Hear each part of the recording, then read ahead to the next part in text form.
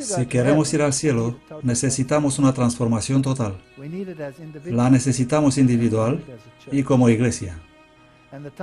Y ha llegado el tiempo para hablar de estas cosas, porque se nos dice que el testimonio directo va a causar el zarandeo.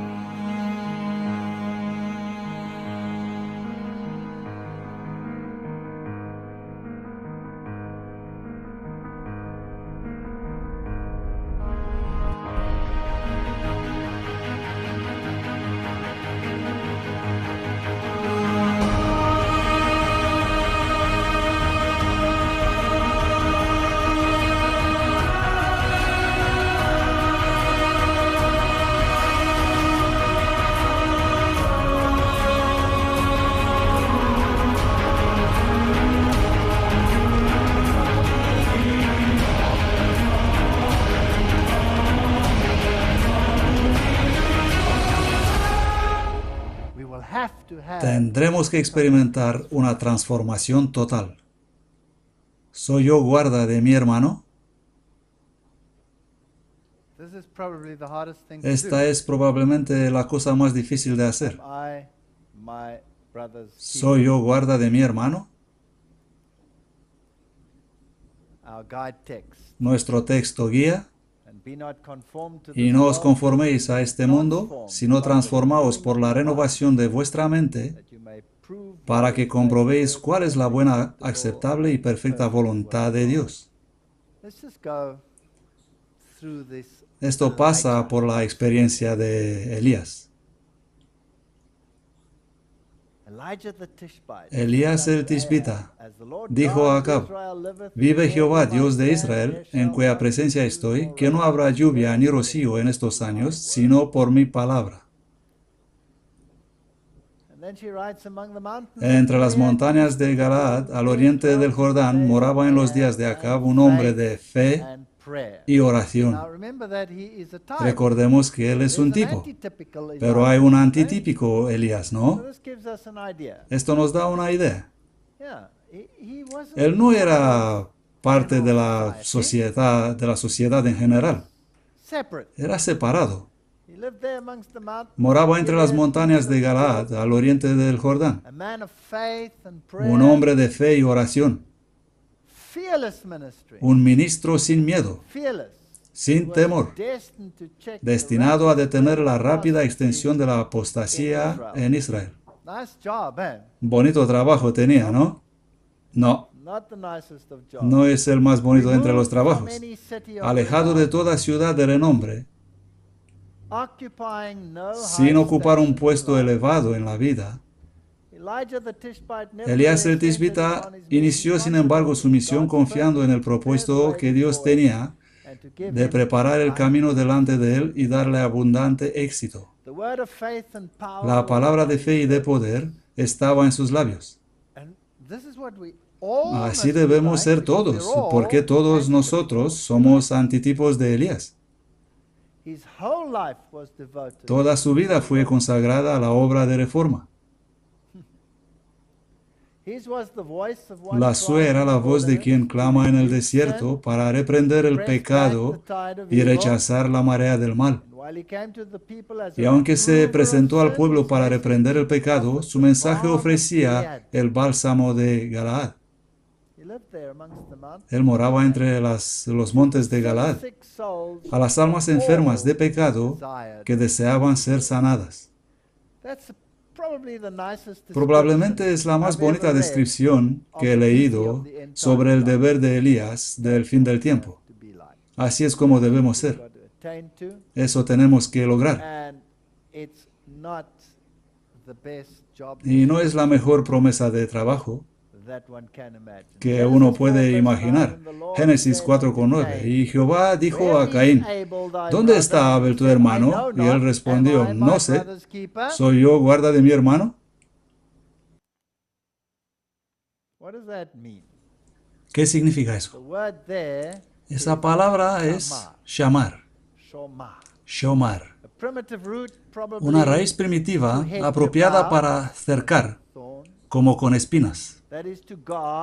Eso es aguardar, proteger en general, preocupar, tener cuidado, ser circunspecto, prestar atención personal, cuidador, indicador, vigila estricto, preserva, considerar, reserva, salvar personal, asegurar, esperar, vigilar, vigilante. Eso es duro. Una gran descripción del trabajo. Guarda. Una fuerte descripción. ¿Soy yo guarda de mi hermano? Bueno, la iglesia es un cuerpo. En la segunda carta a los Corintios, escribiendo a los cristianos gentiles, Pablo dice: ¿y qué acuerdo tiene el templo de Dios con los ídolos? Porque vosotros sois el templo de Dios viviente. Como dijo Dios, habitaré y andaré entre ellos, y yo seré su Dios, y ellos serán mi pueblo. Por lo tanto, esta iglesia es el templo del Dios viviente. No es un templo de piedra, es un templo de personas. Efesios 2, de 13 a 22. Pero ahora en Cristo Jesús, vosotros, que en otro tiempo estabais lejos, habéis sido hechos cercanos por la sangre de Cristo, porque Él es nuestra paz, que de ambos hizo uno, derribando la pared intermedia de separación, aboliendo en su carne la enemistad, la ley de los mandamientos contenida en ordenanzas, para hacer en sí mismo de los dos un nuevo hombre,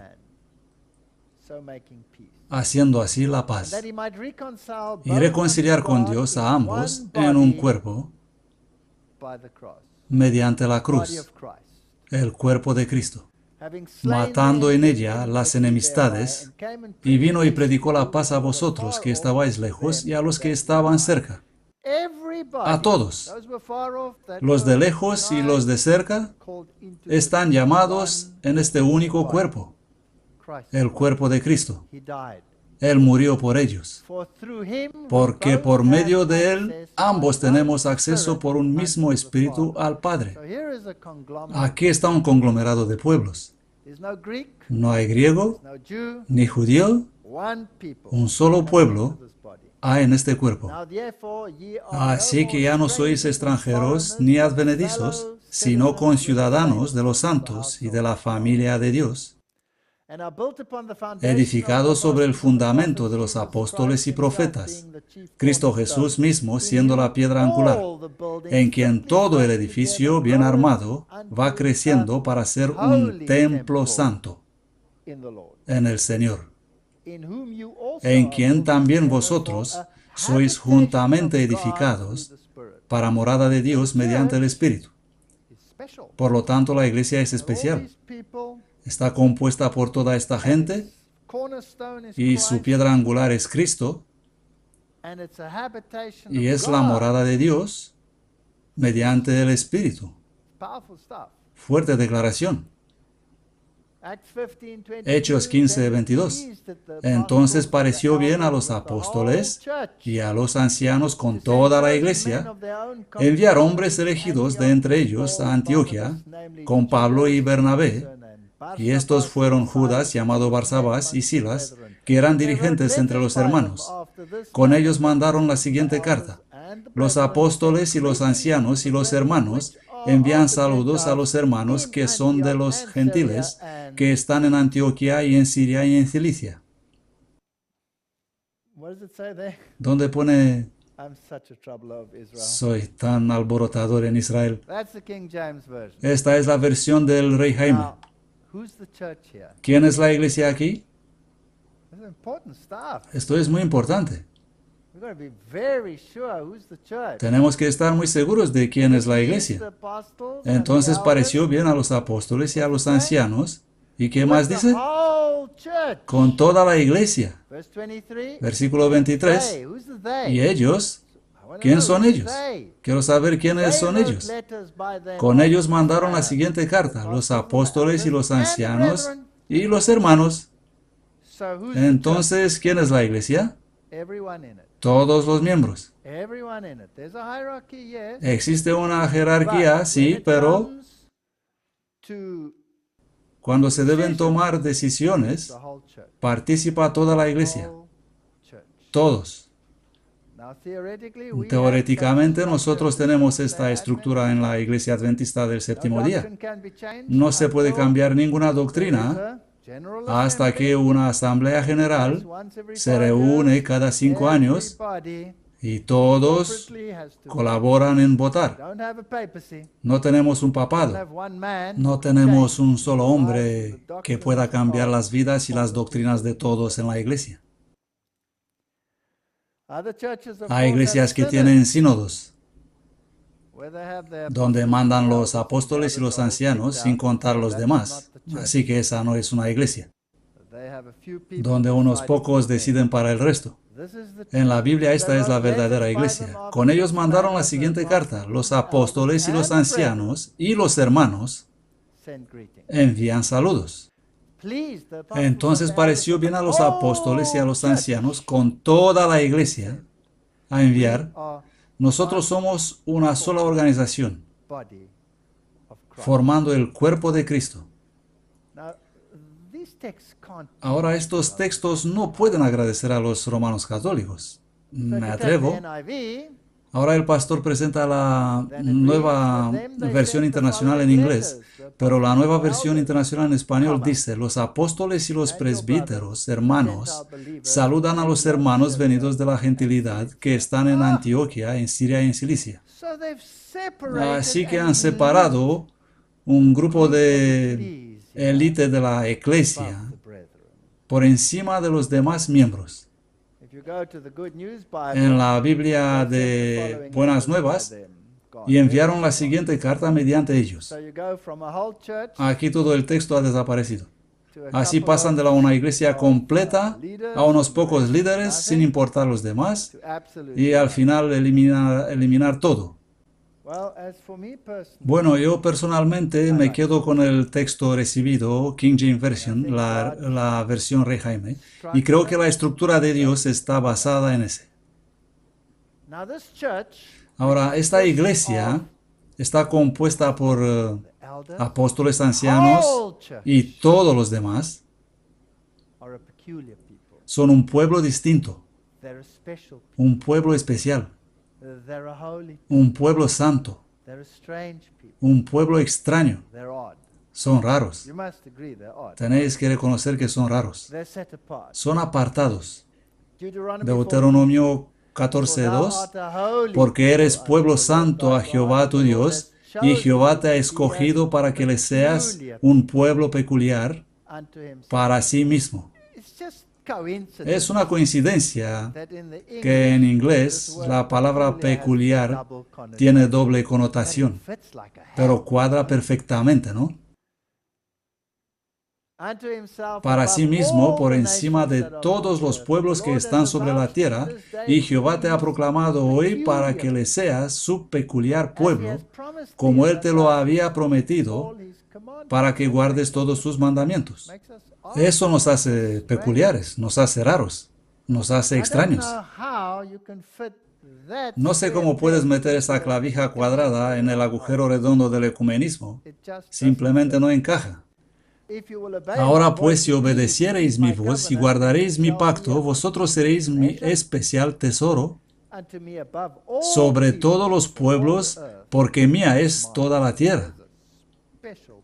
Aquí hay un pueblo especial, compuesto por todas estas facciones. Todas las separaciones han sido eliminadas. Ellos son el tesoro especial de Dios. Salmo 135:4, porque Jehová ha escogido a Jacob para sí, a Israel como su especial tesoro. Aquí está este pequeño y raro grupo en el planeta siendo su pueblo especial. Tito 2:14, quien se dio a sí mismo por nosotros para redimirnos de toda iniquidad y purificar para sí un pueblo peculiar, celoso de buenas obras. Mas vosotros sois generación escogida, real sacerdocio, nación santa, pueblo peculiar. ¿Por qué? Para que anunciéis las virtudes de aquel que os llamó de las tinieblas a su luz admirable. ¿No es una bonita descripción para la iglesia? Así es como la ve Dios. La mira y la ve, ¿cómo decirlo? La ve como a la esposa de Abraham, deslumbrante. Los ojos del faraón salieron tan hermosa que se te cortaban las piernas. Así es como la ve. Ella no era perfecta. No era totalmente honesta, pero era hermosa. Nosotros como pueblo debemos guardarnos diligentemente para que no olvidemos las instrucciones del Señor. Podemos evitar muchos peligros si nos mantenemos como un pueblo distinto, separados del mundo.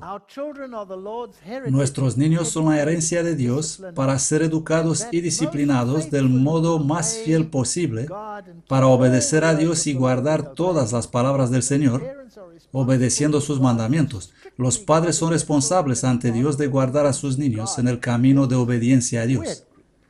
Aquí está ese grupo raro, Manuscritos Liberados, volumen 9. Vamos a darle su nombre. Los adventistas del séptimo día han sido elegidos por Dios como un pueblo peculiar, separados del mundo. Con la gran herramienta de la verdad, Él los ha cortado de la cantera del mundo y los ha traído en conexión con sí mismo. ¿Quién es este pueblo? Son los adventistas del séptimo día. No porque son los mejores, ni los más grandes, sino porque Dios es grande. Él los hizo sus representantes y los llamó para ser sus embajadores en la última obra de salvación. Este mensaje es para la iglesia.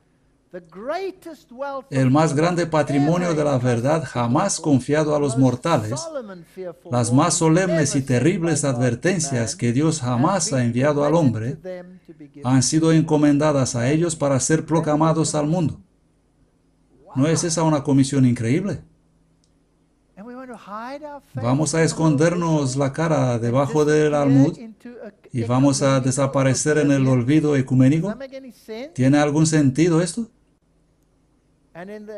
Y para el cumplimiento de esta obra, las más efectivas agencias son nuestras casas publicadoras. Esparcid literatura, mucha literatura. Y un DVD es literatura, ¿no es así? Sí. Está escrito en plástico. Las piedras van a clamar. Tenemos que enseñar la sana doctrina. Los que han visto la verdad y han sentido su importancia y han experimentado las cosas de Dios, han de enseñar sana doctrina a sus hijos. No cosas del mundo, sino doctrina sana. Si quieres saber dónde encontrar doctrina sana, es en la Biblia y en el espíritu de profecía. Allí es donde encontrarás doctrina sana. Deben familiarizarlos con las grandes columnas de nuestra fe, las razones por las cuales somos adventistas del séptimo día. Lo he dicho desde el principio y no voy a esconderme. Soy adventista del séptimo día. No soy un cristiano cualquiera. Porque somos llamados como lo fueron los hijos de Israel a ser pueblo peculiar, una nación santa, separada y distinta de todos los otros pueblos de la faz de la tierra. Estas cosas deberían ser explicadas a los niños en lenguaje sencillo, fácil de entender. ¿Hacemos todavía eso como iglesia? Y a medida que crezcan en edad, las lecciones impartidas deberían ser adecuadas a su capacidad creciente hasta que los fundamentos de la verdad hayan sido establecidos. Si hubiéramos hecho esto, ¿qué poder tendría nuestra iglesia ahora? Nosotros somos vistos como un pueblo particular. Aún me acuerdo a mi pobre esposa el primer día que fuimos a comer con unos adventistas. Cogimos los niños con nosotros. Ella resistió como una hora y me dijo que ya no puede más y que si podemos marcharnos. He dicho que dejemos los niños y nos marchamos nosotros. Hemos salido unas 3 horas. Ella lloró todas las 3 horas. Luego hemos vuelto a esos pueblo peculiar. ¡Qué pesadilla!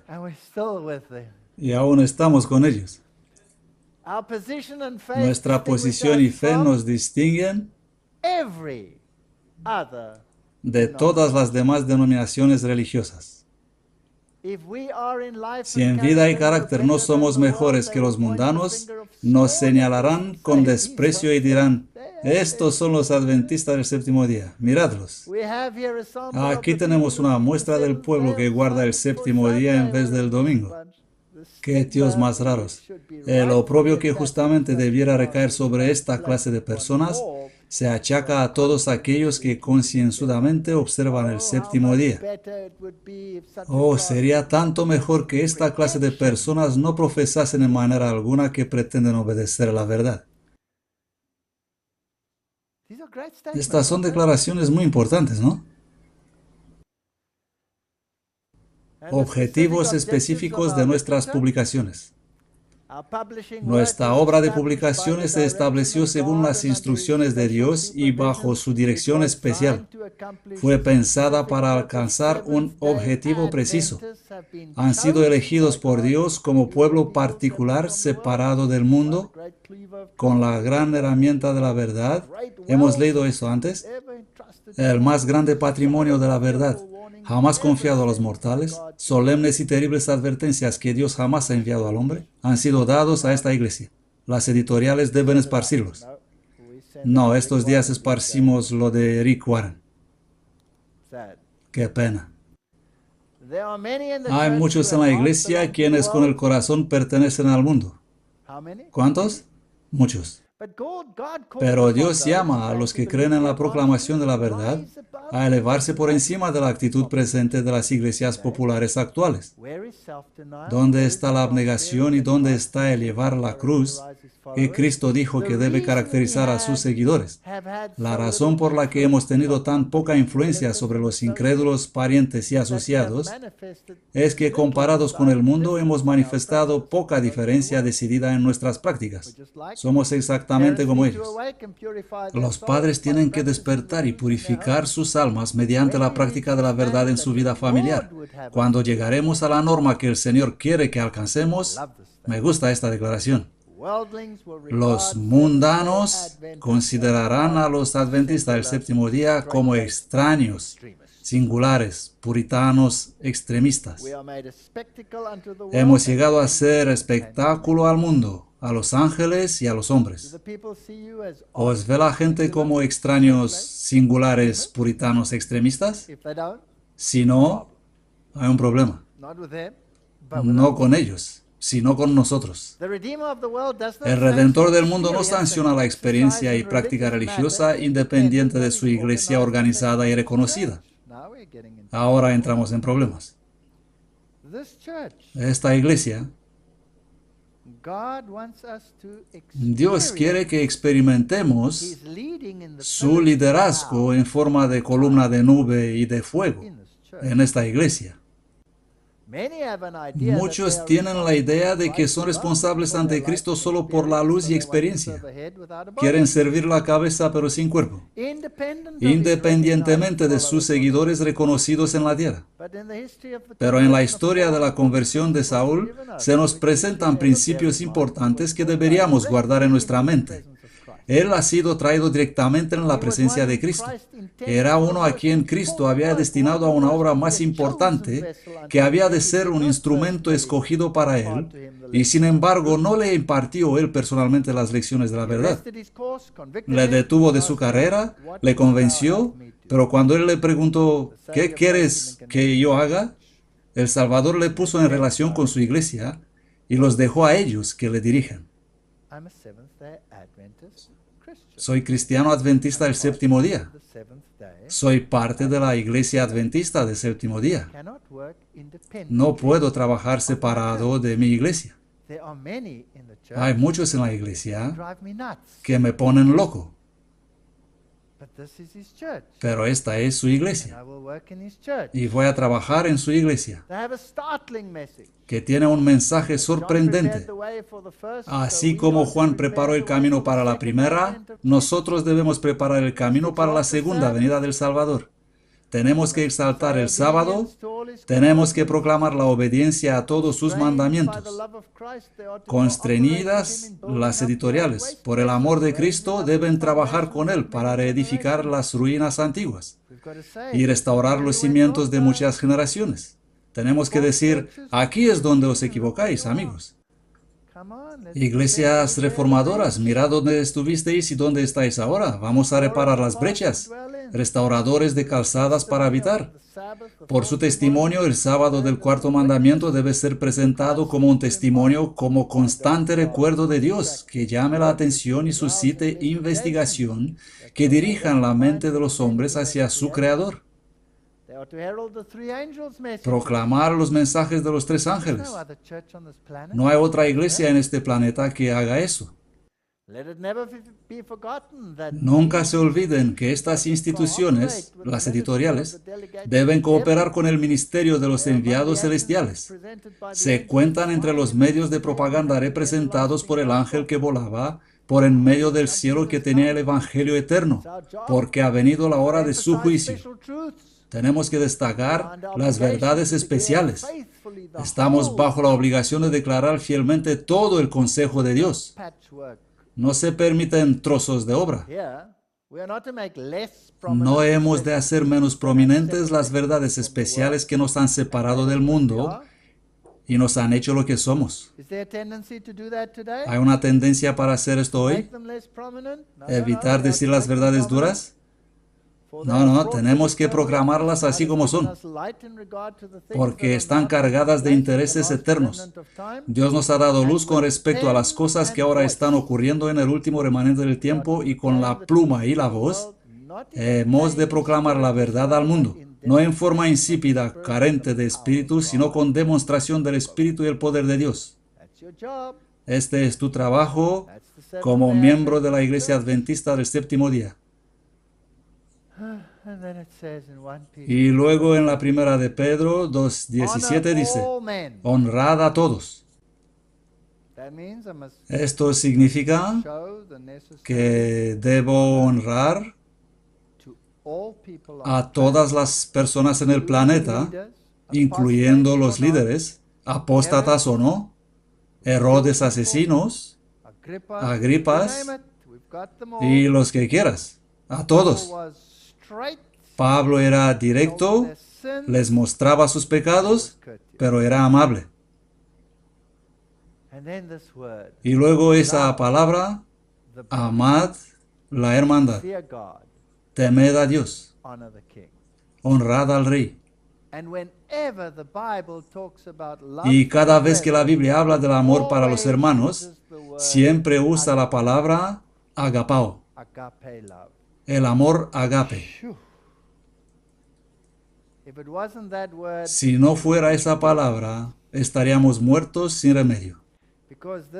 Porque este es el amor abnegado que únicamente Dios puede darnos.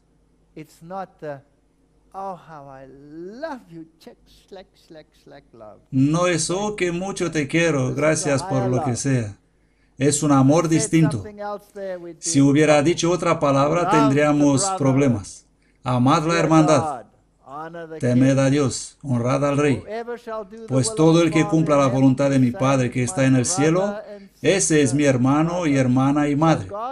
Así que Dios llama a los hombres para hacer la voluntad del Padre Celestial, los llama adventistas del séptimo día porque el nombre es una reprensión para el mundo. Y si hacen su voluntad, entonces ellos son tus hermanos, hermanas y madre. Sabemos que el pecado es la transgresión de la ley, y si permanecemos en él, no pecamos. Gálatas. Así que según tengamos oportunidad, hagamos bien a todos. Y luego esa palabrita allí, especialmente a los de la familia de la fe. ¿Cuál es nuestra primera obligación? Aquí. Aquí. Hay una tendencia hoy en el mundo para hacer la primera obligación allá. Allá afuera. Tengo que predicar el mensaje allá afuera, pero mis obligaciones están estrictamente atadas a mi iglesia. Esta iglesia está compuesta de individuos.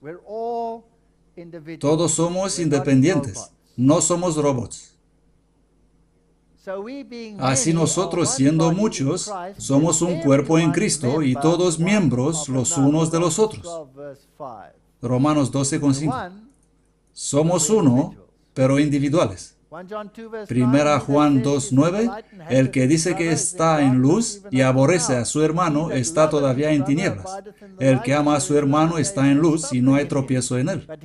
Pero el que aborrece a su hermano está en tinieblas y anda en tinieblas y no sabe a dónde va, porque las tinieblas le han cegado sus ojos. Tengo que amar a estos hermanos. Esto es difícil.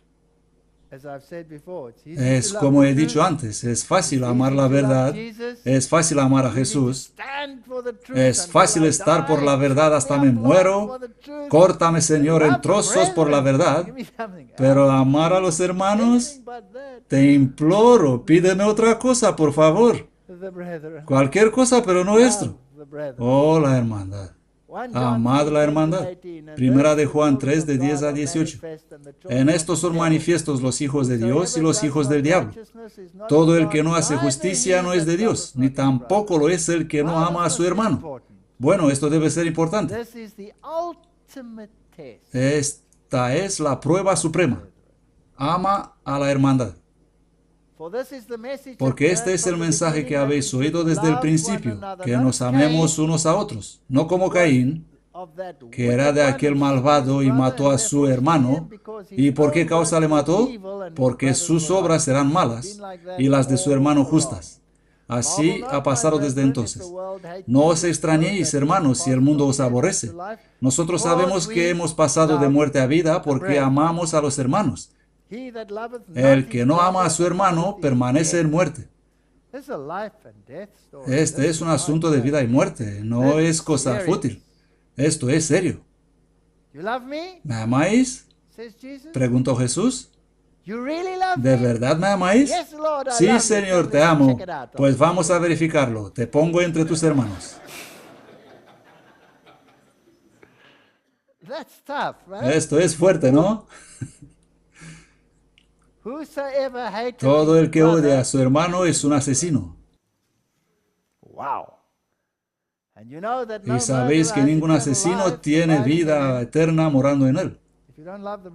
Si no amas a los hermanos, no tienes la vida eterna. En esto conocemos el amor de Dios, en que Él dio su vida por nosotros. También nosotros debemos dar nuestras vidas para los hermanos.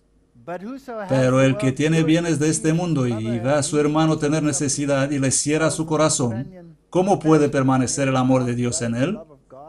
Hijitos míos, no amemos de palabra ni de lengua, sino de hecho y en verdad.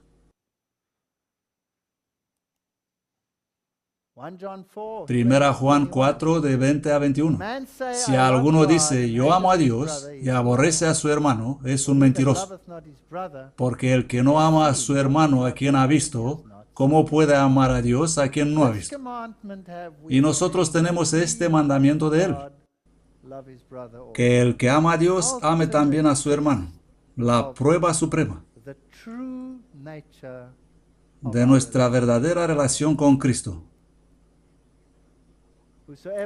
Todo el que cree que Jesús es el Cristo es nacido de Dios, y todo el que ama al Padre ama también a sus hijos. En esto conocemos que amamos a los hijos de Dios cuando amamos a Dios y guardamos sus mandamientos.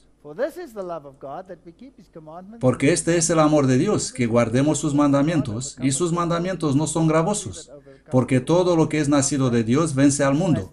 Y esta es la victoria que ha vencido al mundo, nuestra fe. Porque así como el cuerpo es uno y tiene muchos miembros, y todos los miembros del cuerpo, siendo muchos, son un cuerpo, así también es Cristo. Por lo tanto, no puedes amar a Cristo sin amar a su cuerpo. Tienes que amar a los dos. Pero el cuerpo del Señor es tan poco digno de ser amado. ¿Qué puedo yo hacer respecto a ese tu cuerpo, Señor? Cuando tú aún eras un pecador, yo he muerto para ti. ¿Y tú quieres despreciar la hermandad?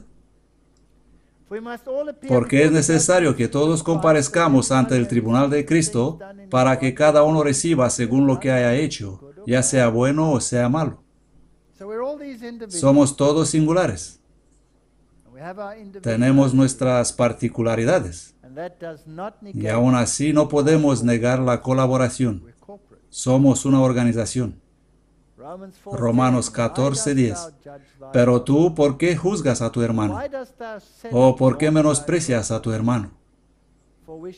Porque todos compareceremos ante el tribunal de Cristo. Esta es la prueba suprema. Miles se van a perder porque no aman a sus hermanos. Miles no estarán unidos con la iglesia de Cristo nunca porque menosprecian a sus hermanos. No voy a entrar en esa iglesia. ¿Lo habéis oído alguna vez? No quiero ser adventista. Son extraños, suponiendo que somos extraños. Así que hay que aprender a amarlos. Cristo no reconoce ninguna distinción. Cristo no admitió distinción alguna de nacionalidad, jerarquía social ni credo. Cristo vino para derribar todo muro divisorio. Vino para manifestar que su don de misericordia y amor es tan ilimitado como el aire, la luz o las lluvias que refrigeran la tierra.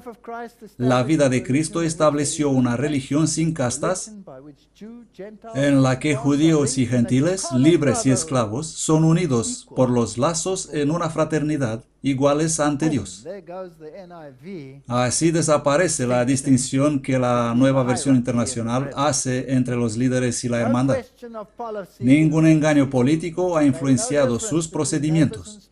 No hizo diferencias entre vecinos y extraños, amigos y enemigos. Lo que conmovía su corazón era el alma sedienta del agua de la vida.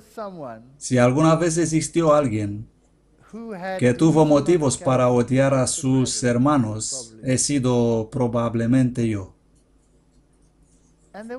Y hubo un tiempo cuando los odiaba. Incluso a los líderes he odiado. Mi texto favorito era, ¿acaso no aborrezco, Señor, a los que te odian? Ese era mi texto favorito. Un día he vuelto en casa después de una mega campaña. De hecho, tuve que enviar primero a mi esposa a casa para no morir. No podía aguantar más los ataques. Tuve que enviarla a casa porque se sentía muy mal, cambiar el avión y ve a casa, no sobrevivirás aquí. Y cuando llegué en casa, estuve sentado 3 meses. No miento. Solo miraba en vacío. Me he levantado después y he continuado mi vida con el odio en el corazón. Odiaba a los hermanos. Y tenía motivos para odiarlos. No eran para amarlos. No podías amarlos. O así pensaba yo. Y he llevado el odio para mis hermanos en mi corazón mucho tiempo. Años. Luchando con eso. Esto es malo, ¿no? No puedes vivir así. No puedes ser un hijo de Dios si tienes ese odio en el corazón. No puedes trabajar. Y he luchado continuamente con eso y un día Me paseaba por la montaña y me he puesto abajo y he dicho, Señor, no puedo vivir así.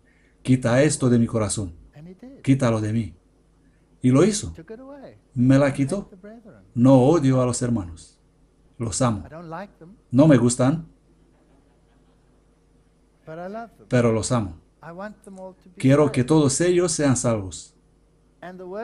Y cuanto menos lo son, más tenemos que amarlos. Porque hay que pensar a dónde irán si no cambian. No habrá esperanza, ni nada. Qué privilegio es tener esperanza y todas estas maravillosas cosas que Dios nos ha prometido. Debemos amar a los hermanos. Y cuanto peor están, más tienes que amarlos. Si podemos manejar eso, entonces estaremos bien.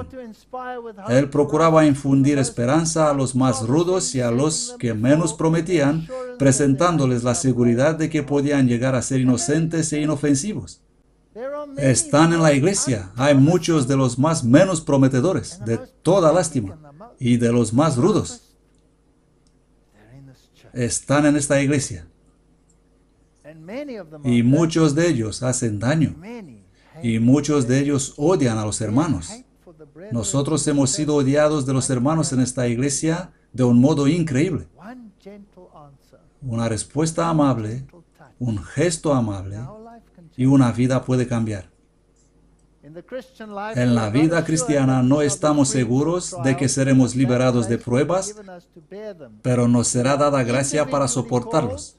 Somos llamados individualmente a pasar por tentaciones y pruebas, pero el motivo por lo cual se permite esto es para que podamos ser perfectos en gracia y amor. Para que la imagen del egoísmo desaparezca y la imagen de Cristo aparezca en nuestros caracteres. ¿Qué hizo Moisés cuando lo trataron de manera vergonzosa, cuando despreciaron su consejo, cuando eran vengativos y cuando Dios dijo, déjame exterminarlos por ti y voy a hacer una gran nación de ti? ¿Qué hizo Moisés? Gracias a Dios por aliviarme. No. Bórrame del libro de la vida para que ellos puedan ser salvos. Los miembros de la iglesia serán probados individualmente. Vamos a ser llamados individualmente al actuar para edificar la causa de Dios en la tierra, al vindicar la santa ley de Dios y al realzar al Salvador como el Cordero de Dios que quita el pecado del mundo. Individualmente, llamados en la iglesia. Y cada uno de nosotros debe investigar la verdad para sí mismo. Debemos convencernos personalmente. Como pueblo somos llamados individualmente a ser estudiantes de la profecía. No puedes utilizar la iglesia como una muleta. Y no puedes acusar a la iglesia por alguna deficiencia en tu educación u otras cosas similares. Dios ha puesto en esta iglesia todo lo que necesitas. Y solo depende de cada uno de nosotros personalmente estar seguros de que procedamos correctamente. Debemos velar con fervor para discernir cualquier rayo de luz que Dios nos presente. Debemos coger los primeros resplandores de la verdad y estudiando con oración podemos obtener una luz más clara que podrá presentarse a otros. Somos individuos en la iglesia. La sabiduría más grande y más importante es el conocimiento de Dios. El ego se hunde en insignificancia estudiando a Dios y a Jesucristo, a quien Él ha enviado. La Biblia debe ser hecha la base de todo estudio. Individualmente debemos aprender de este manual que Dios nos ha dado. No tenemos excusas. No puedo decir, Señor, estoy en la iglesia, pero la iglesia es patética. No me dicen nada, no recibo luz, el pastor predica mensajes pobres y malos, me duermo en sus prédicas y no aguanto más. Dios no es responsable para tu espiritualidad. Somos estrictamente responsables para nuestra espiritualidad. No culpes al pastor, no culpes a nadie. Nosotros somos responsables, porque es el único libro que nos dice lo que debemos hacer para ser salvos. Y no solo esto, sino que el intelecto puede recibir de su poder. Los muchos libros que son recomendados en escuelas sirven para desviar, son un engaño y un error. ¿Por qué mezclar la paja con el trigo? Satanás está provocando la mente de los hombres presentar al mundo literatura de inútil y superficial calidad. Estuve en estas editoriales adventistas y he visto toda esa basura que tienen, y lo he leído. Aceptan todo lo que sea mientras no es del espíritu de profecía. ¿Sabéis esto? Si es de salud, aceptan a todos. Si alguien se levanta en una reunión, como ocurrió en África recientemente, gente proeminente, y dicen, hay que comer esto y esto para quedarte con vida, todos lo aplican a su vida y siguen este camino. ¿Pero de dónde lo saben ellos? ¿Por qué saltas si alguien te dice saltar? Lee para ti mismo qué dice el espíritu de profecía. No hay por qué equivocarte. No podemos culpar a la iglesia por nuestras elecciones. Después de leer esos libros, la mente vive en un mundo irreal. En lo que se refiere a la utilidad, es tan estéril como un árbol sin fruto. El cerebro está intoxicado, haciéndolo imposible, aunque el Papa mismo te ofrece libros para leer. No significa que hay que leerlos. Si la iglesia te provee libros, decirte que esto es lo que necesitamos en esta generación, pero vienen de la mano de los masones, hay que decir gracias por el libro, es bueno para calefacción en invierno. Una mente educada para alimentarse con basura es incapaz de ver en la palabra de Dios la hermosura que contiene. Es una realidad. Cuanto más lees estas cosas, más te desvías. Esta es la iglesia más rica del mundo. ¿Por qué no leer de la fuente de la riqueza? El amor de Jesús y la inclinación para justicia son perdidas, porque la mente se forma conforme a lo que la alimenta. Alimentando la mente en emocionantes historias de ficción, y creedme, que aquellos libros que aparecen a veces en nuestra iglesia no son otra cosa que ficción. Son peor que la ficción. Son fundación de madera, heno, hojarasca. El cerebro pierde todo el sabor del libro divino. Y este es uno de nuestros problemas. Pero no culpes a la iglesia. La iglesia no es responsable. Nosotros somos responsables por lo que leemos. No somos salvos como una secta. Ningún nombre denominacional tiene virtud alguna para favorecernos delante de Dios. Somos salvos individualmente como creyentes en el Señor Cristo Jesús. Y por gracia sois salvos mediante la fe, y esto no de vosotros, pues es don de Dios.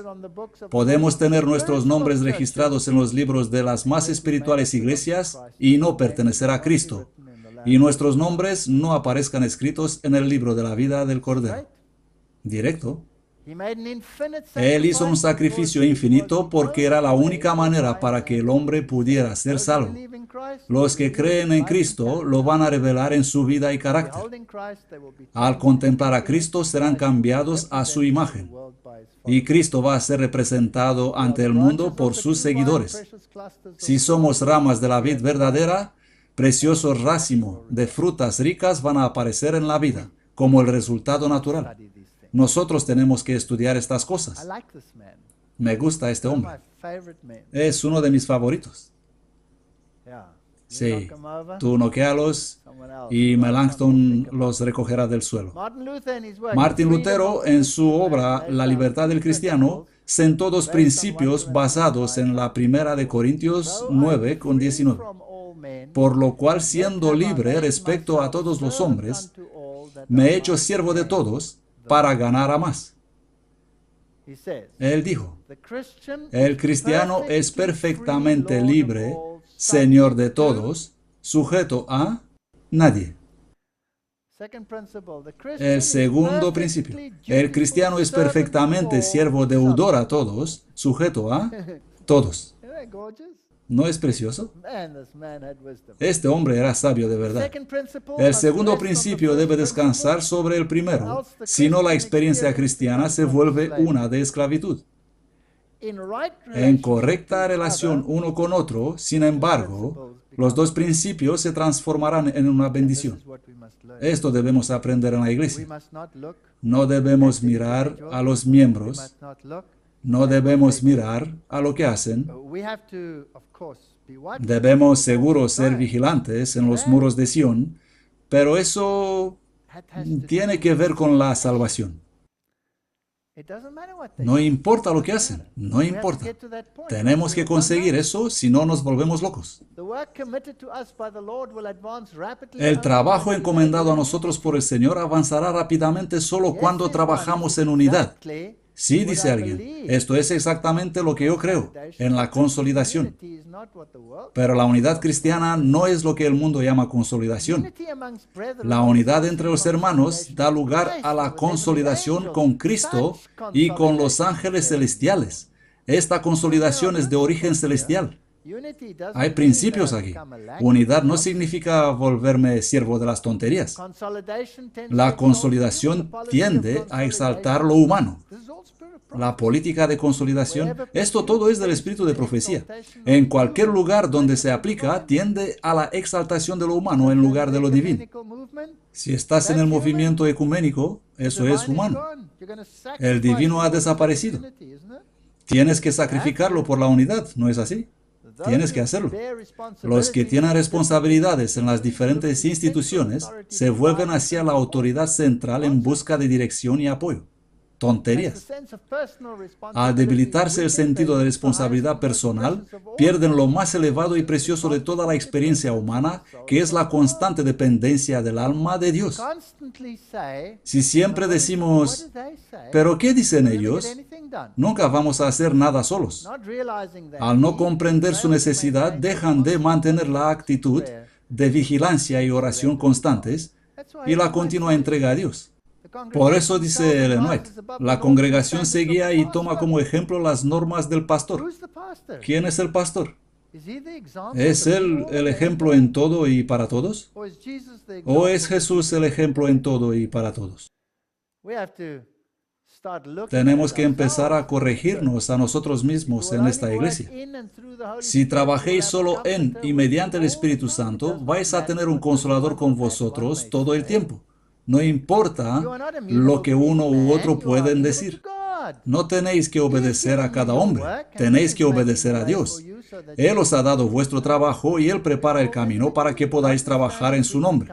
Somos llamados individualmente. A pesar de frecuentes consejos contrarios, los hombres continuarán con el plan de centralización del poder para reunir muchos intereses bajo un mismo control.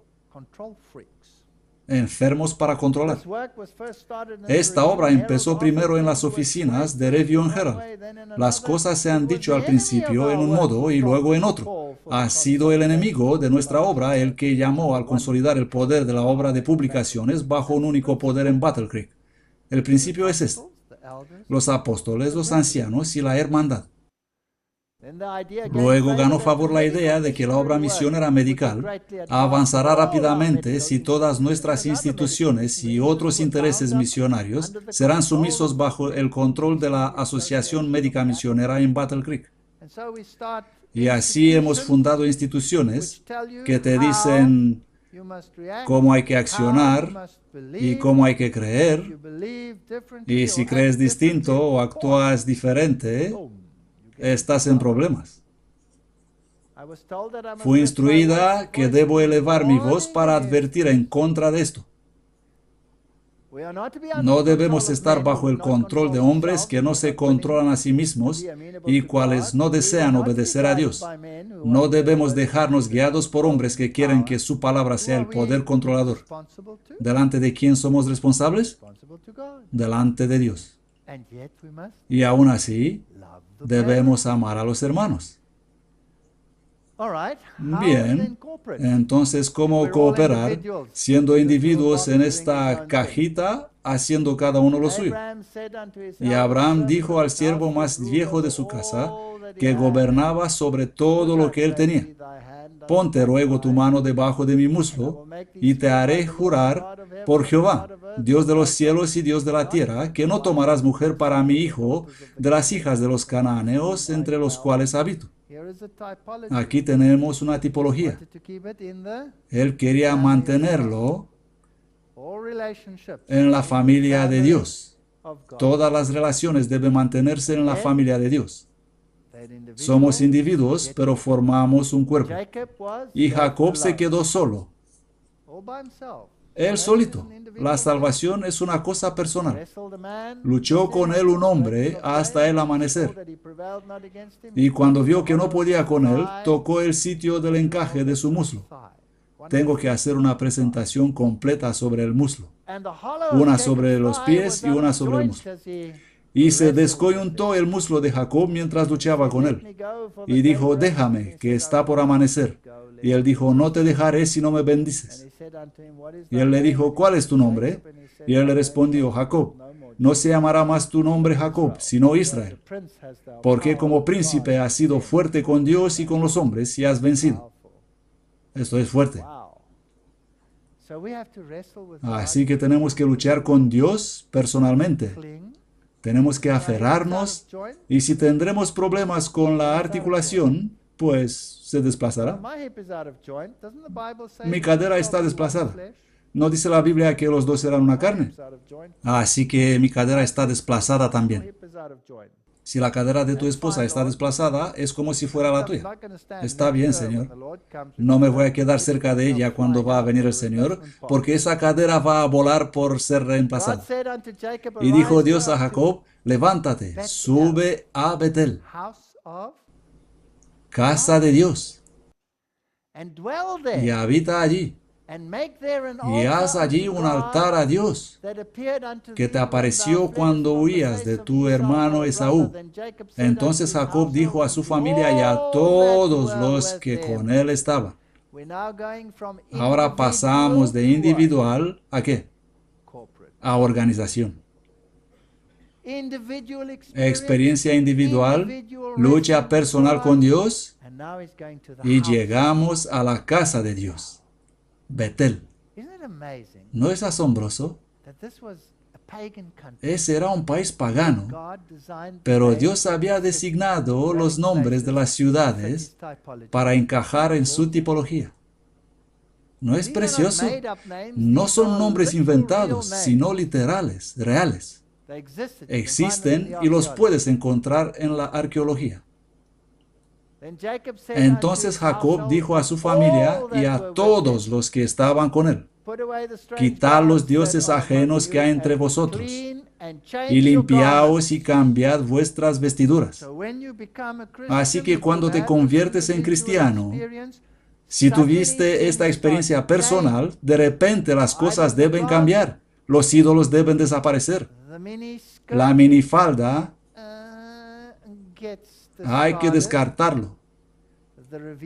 Las cosas descubiertas ya no deben existir. Y levantémonos y subamos a Betel, a la casa de Dios. Y haré allí altar a Dios, adorar a Cristo, la expiación, que me respondió en el día de mi angustia y ha sido conmigo en el camino que he andado. Y ellos dieron a Jacob todos los dioses extraños que tenían. Y los pendientes que estaban en sus orejas, y Jacob los escondió debajo de una encina que estaba junto a Siquem.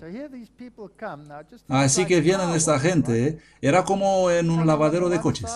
Entran por un lado, entran en el túnel, pero ese túnel tiene un spray tan fuerte que cuando salen ya no tienen ni pintura. Todo ha desaparecido. Son personas distintas. Son blancos. Su color ha desaparecido. Junto con los pendientes, el pintalabios, la minifalda. Son totalmente nuevas personas. Son raros. Así son cuando salen por otra parte. Y partieron. Y el terror de Dios fue sobre... Increíble. Las ciudades que había en sus alrededores ya no persiguieron a los hijos de Jacob. Dios puso el temor de Dios sobre ellos. Y llegó Jacob a Luz, que está en tierra de Canaán, es decir, Betel, él y todo el pueblo que estaba con él. Aquí está el espíritu de organización. Y edificó allí un altar y llamó el lugar El Betel, porque allí le había aparecido Dios cuando huía de su hermano. Pero Débora, la nodriza de Rebeca, murió allí. Me gusta la Biblia. Esta es una sirvienta. Una sirvienta. Aquí está Jacob, así como el rey de esa familia. Y aquí está una sirvienta, una criada. Y fue sepultada cerca de Betel, debajo de una encina. Y se llamó su nombre Alon Bakut.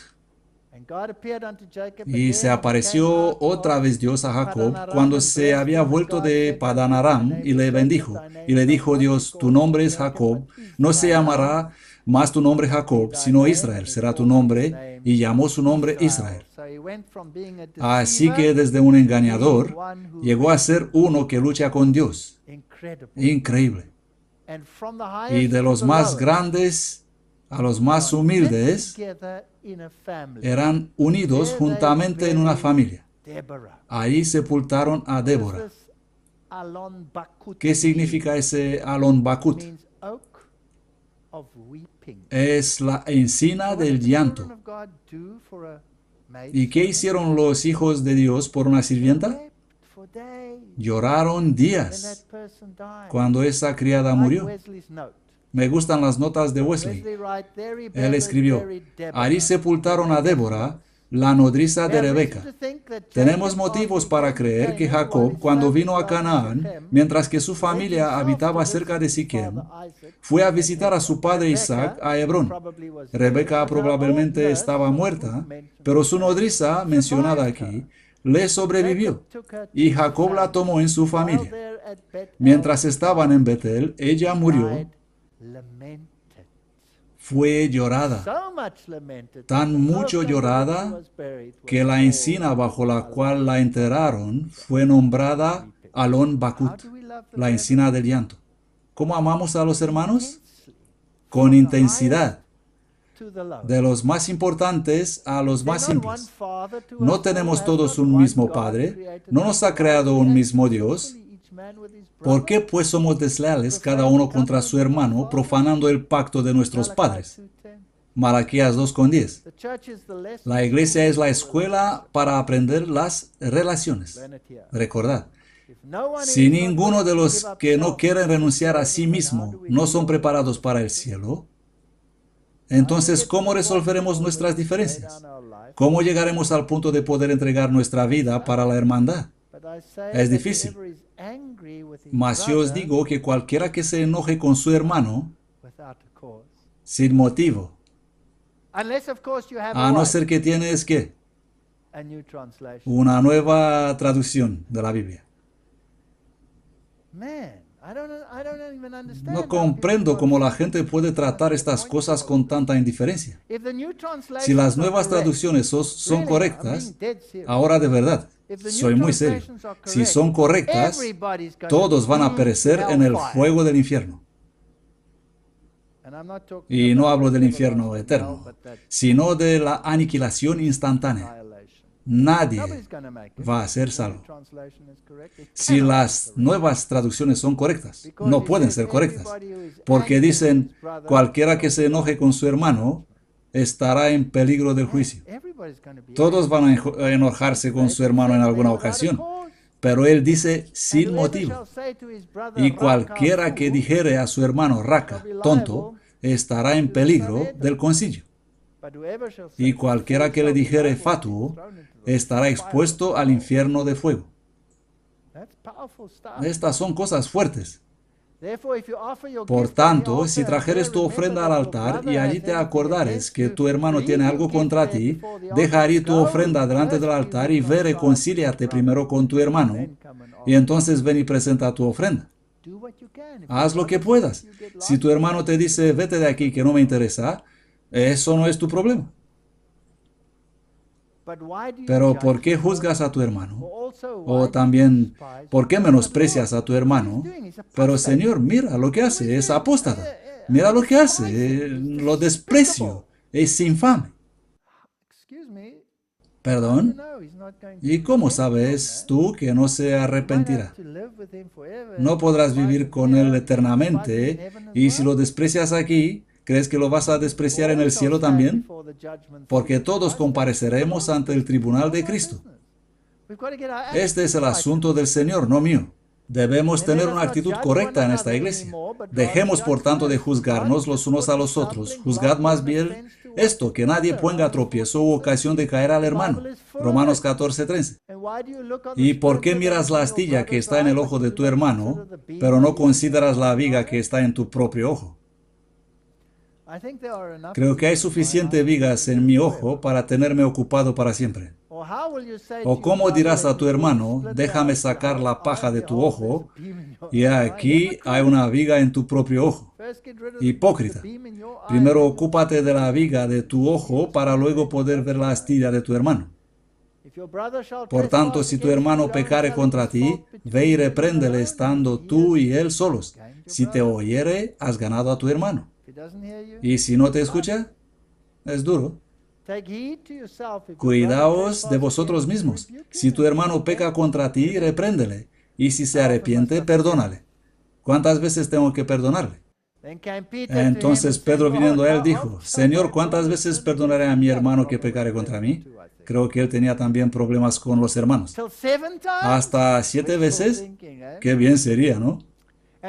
Y Jesús le dijo, no te digo hasta 7, sino aún hasta 70 veces 7. Bien, tengo que perdonar a mi hermano 490 veces. No, hasta acaba el tiempo de prueba. Porque 490, las 70 semanas, ha sido cuando ha terminado el tiempo de prueba para Israel como nación. Así que debo perdonar a mi hermano hasta acaba el periodo de prueba. No hay manera de escaparme.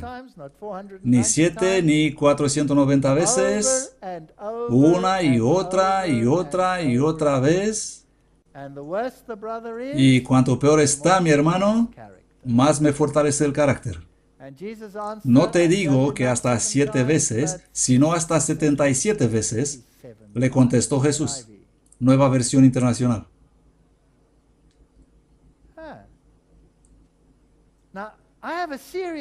Tengo un serio problema con esto.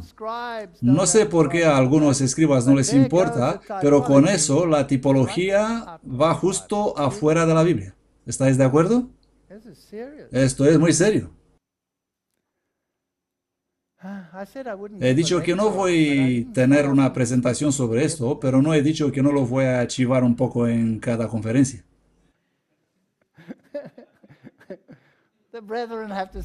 Los hermanos me deben aguantar a mí también.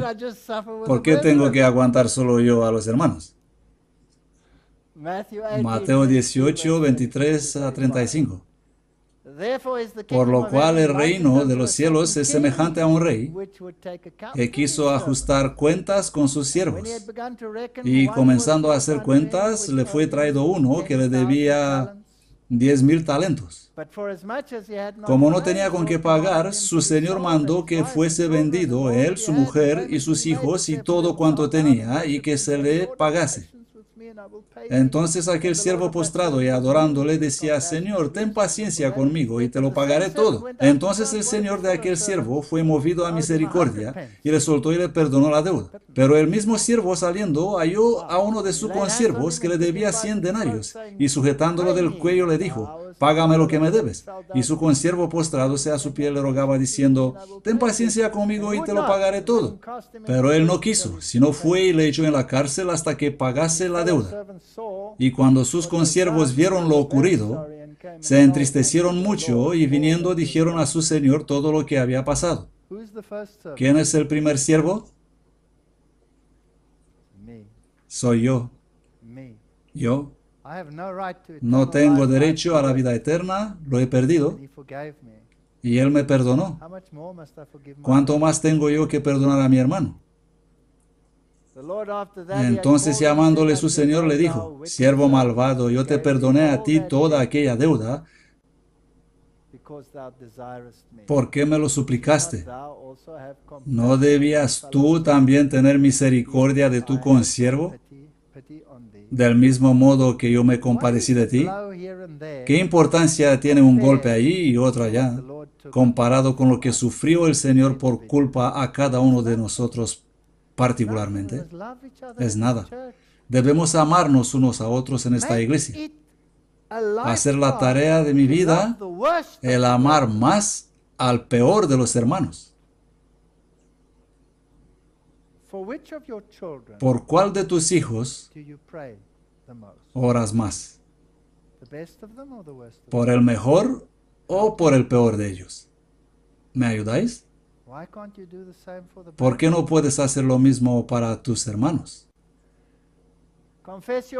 Confesaos vuestras faltas unos a otros y rogad los unos por los otros para que seáis sanados. Hemos hablado antes sobre este texto, otra vez Nueva Versión Internacional. Por eso confiese unos a otros los pecados, ya lo hemos dicho. No puede ser correcto. Admitid vuestros pecados unos a otros, dice la versión Génova. Admitid vuestros pecados unos a otros. Tenemos que admitir que tenemos faltas. Tenemos faltas. El apóstol dice: confesaos vuestras faltas los unos a los otros, rogad los unos por los otros, confesad vuestros pecados a Dios. Ya lo sabemos, ¿no?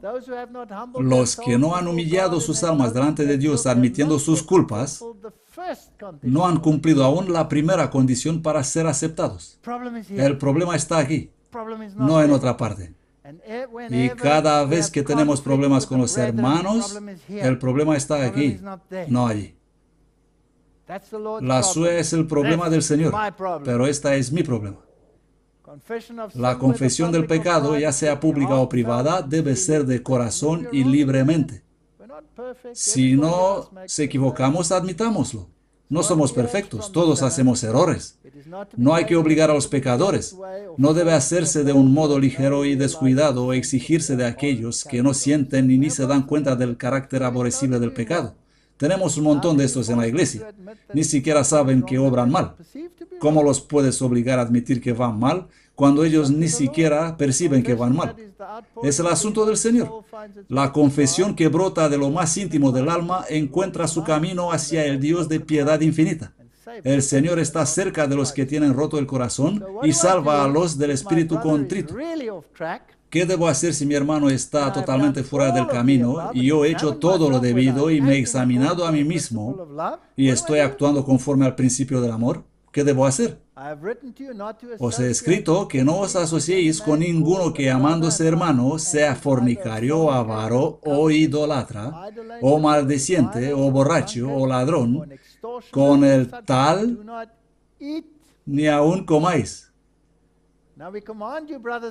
Ahora os mandamos, hermanos, en el nombre de nuestro Señor Jesucristo, que os apartéis de todo hermano que anduviere desordenadamente.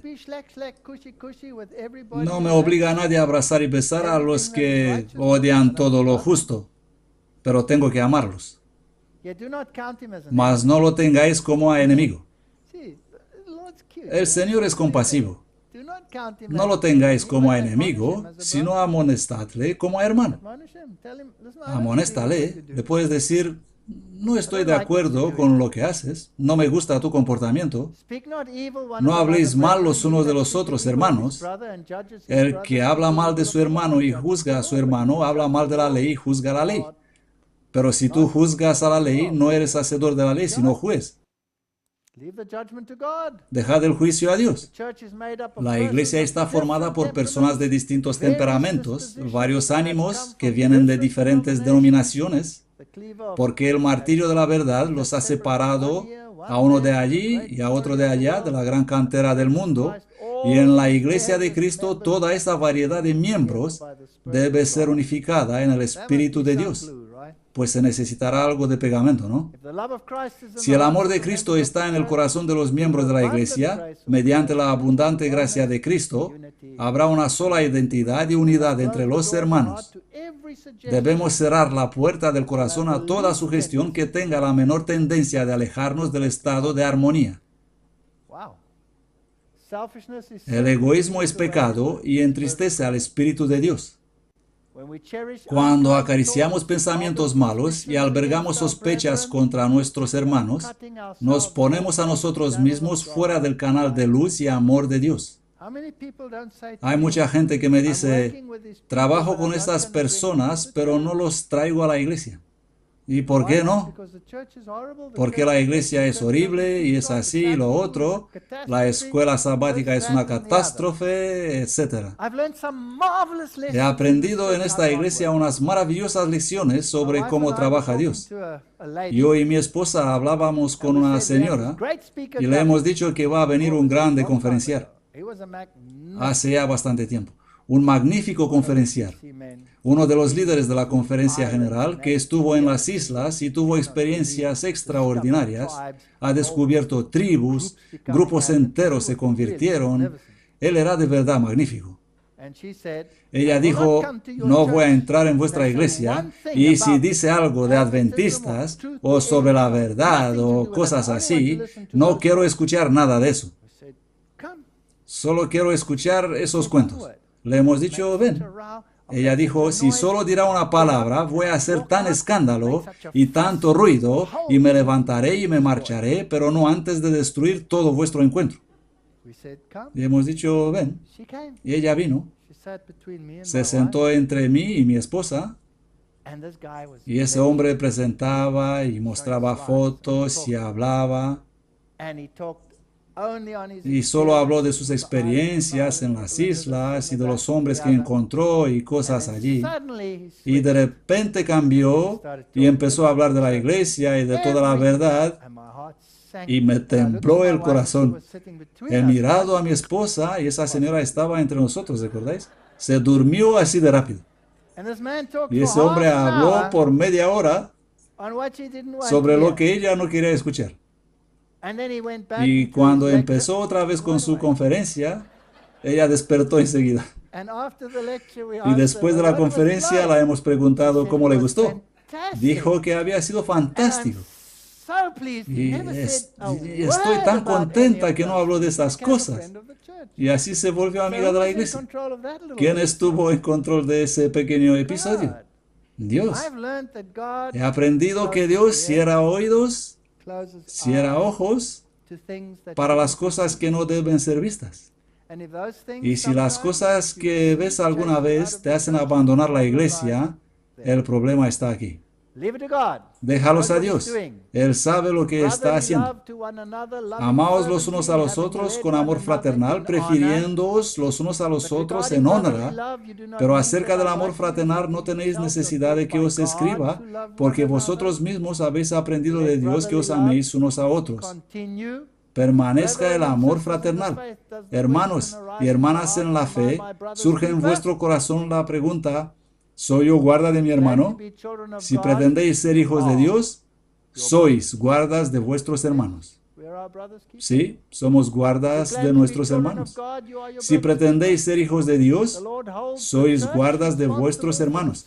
Dios hace responsable la iglesia para las almas de aquellos a los cuales podría salvar. Somos guardas de nuestros hermanos. Esto incluye a los peores de ellos, ¿correcto? El gran derramamiento del Espíritu de Dios que alumbra toda la tierra con su gloria no vendrá hasta que habrá un pueblo inteligente que sabrá por su experiencia qué significa ser obreros juntos con Dios. Cuando dedicaremos todo y sin reserva en consagración al servicio de Cristo, Dios va a reconocer el hecho derramando su Espíritu sin medida. Pero esto no ocurrirá mientras la gran mayoría de la iglesia no colabora con Dios. Dios no puede ofrecer su espíritu cuando el egoísmo y complacencia personal son manifestadas. Y cuando predomina el espíritu que transpuesto en palabras expresaría la respuesta de Caín, ¿soy yo la guarda de mi hermano? Tenemos que cambiar nuestra actitud. Amor fraternal. Existe demasiada independencia de espíritu permisivo entre los mensajeros. Esta actitud debe ser puesta a un lado y los siervos de Dios deben unirse. Ha habido demasiado del espíritu que pregunta, ¿soy yo guarda de mi hermano? El ángel dice, sí, eres guardián de tu hermano. Debes cuidar constantemente a tu hermano. Interésate en su bienestar y manifestar un espíritu bondadoso y amante hacia él. Y cuanto peor es él, más hacerlo tú. Así como oras por tus hijos perdidos, hazlo por los que no son como deben ser. Uníos, uníos. Dios designó que el hombre fuese de corazón abierto y sincero, sin afectación, humilde, manso y sencillo.